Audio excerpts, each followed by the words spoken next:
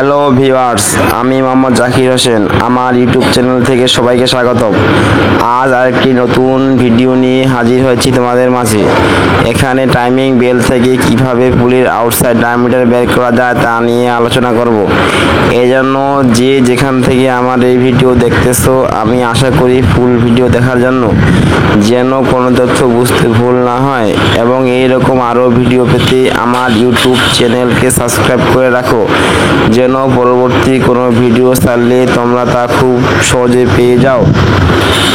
এবার কথা না বাড়িয়ে শুরু করা যাক।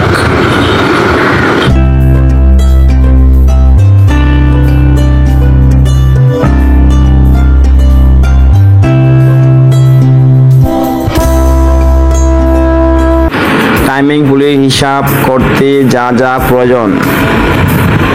টাইমিং পুলির বেল্ট সম্পর্কে পুরোপুরি ধারণা থাকতে হবে। বেল্টের সাইজ, বেল্টের পিস বা টিপিআই, টাইমিং পুলির দাঁত সংখ্যা এবং পাইয়ের মান। এখানে একটা আমরা বেল্ট নিয়েছি, এটা ইঞ্চি টাইপ বেল্ট এক্সেল। এখানে আমরা 1 ইঞ্চিতে ভার্নিয়ারটা লক করে নিয়ে দেখছি যে কয়টা আছে। এখন দেখা যায় 5টি, মানে 1 ইঞ্চিতে 5টি। তার একটু পুরোপুরি ক্লিয়ার হওয়ার জন্য 2 ইঞ্চিতে পাচ্ছি, মানে 2 ইঞ্চিতে 10টি। 2 ইঞ্চিতে 10টি দেখা যায়।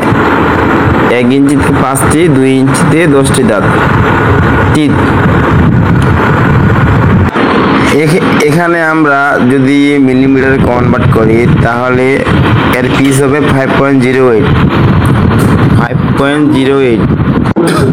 ইঞ্চি। টাইমিং পুলির পিস ডায়ামিটার ক্যালকুলেশন এক্সেল অথবা 5 টিপিআই ইঞ্চ টাইমিং পুলির পিস ডায়ামিটার ক্যালকুলেশন।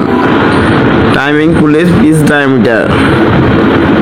ডায়ামিটার সমান পুলির বেল সাইজ অথবা টিপিআই অর্থাৎ টিপ পার ইঞ্চ ইন্টু টিপ দাঁত সংখ্যা বাই পাই। তাহলে 1 ইঞ্চিতে 5টা লিখছি ইন্টু 25.4 ইন্টু তীর সংখ্যা দাঁত সংখ্যা কত আমাদের 20টা, আর নিচে পাইয়ের মান 3.1416। তাহলে উপরে পেলাম আমরা 101.6 আর নিচে আমরা পেলাম 3.1416। তাহলে এটা ভাগ করে পাই আমরা 32.34।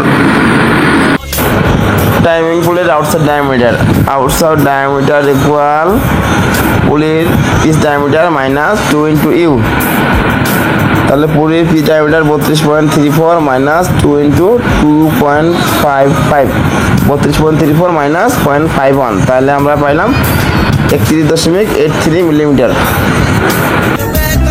ভিউয়ার্স, এখানে 10 থেকে 160 দাঁত সংখ্যার পিস ডায়ামিটার এবং আউটসাইড ডায়ামিটার দেখানো হয়েছে। কেউ যদি হিসাব করতে কারো সমস্যা হয় তা তোমরা এখান থেকে দেখে নিতে পারো।